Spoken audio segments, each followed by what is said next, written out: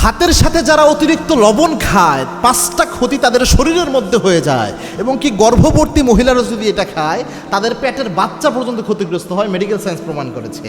আল্লাহু আকবার। এটা দেখেন, এটা বর্তমান জানা খুব জরুরি। এটার সাথে রসুলের একটা হাদিসের আপনি কানেক্ট করতে পারবেন।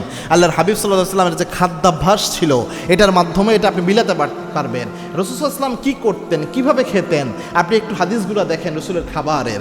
আল্লাহর হাবিবের ব্যাপারে সাহাবা একরামের অসংখ্য বর্ণনা রয়েছে খাদ্যাভ্যাসের ব্যাপারে। আল্লাহর হাবিব সাল্লাল্লাহু আলাইহি ওয়াসাল্লাম স্বাভাবিক যে খাবারগুলো হতো সবসময় ন্যাচারাল খাবার আল্লাহর হাবিব সাল্লাল্লাহু আলাইহি ওয়াসাল্লাম পছন্দ করতেন। অধিক মশলা জাতীয় খাবার, ভাজা পোড়া জাতীয় খাবার, এরকম কোনো খাবার আল্লাহর হাবিব গ্রহণ করেন নাই। সবসময় ন্যাচারাল, যেটা একদম স্বাস্থ্যসম্মত হয় এরকম খাবার আল্লাহর হাবিব পছন্দ করতেন। এবং কোনো খাবারকে একদম সিদ্ধ করে শেষ করে ফেলার অবস্থা এরকম খাবার আল্লাহর হাবিব খেতেন না। আল্লাহর হাবিব সাল্লাল্লাহু আলাইহি ওয়াসাল্লাম লাউয়ের তরকারি অনেক সময় খেতেন।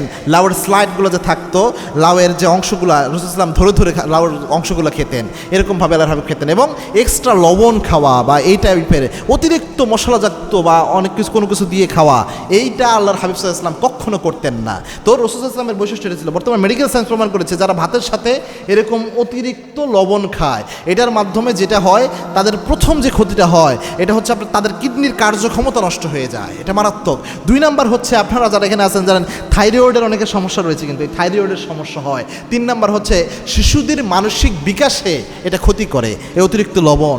4 নাম্বার মেডিকেল সায়েন্স বলছে পাকস্থলীর আপনার অস্বাভাবিকতা তৈরি করে অতিরিক্ত লবণ খাওয়া। 5 নাম্বার উচ্চ রক্তচাপের জন্য যে হার্টের সমস্যা বা উচ্চ ব্লাড প্রেশার, যেটা এটার জন্য হাই ব্লাড প্রেশারের জন্য সবচেয়ে বড় কারণ হচ্ছে যারা অতিরিক্ত এক্সট্রা লবণ খায়। এজন্য এটা ক্ষতিকর যেহেতু আমাদের উচিত কোরআনের ওই আয়াতকে সামনে রাখা, লা তুলকু বিআইদিয়াকুম ইলাত তাহলুকাত, অর্থাৎ আমরা যেন নিজেকে নিজে ধ্বংসের দিকে ঠেলে না দেই। এজন্য আমাদের এই অভ্যাসটা পরিহার করা উচিত।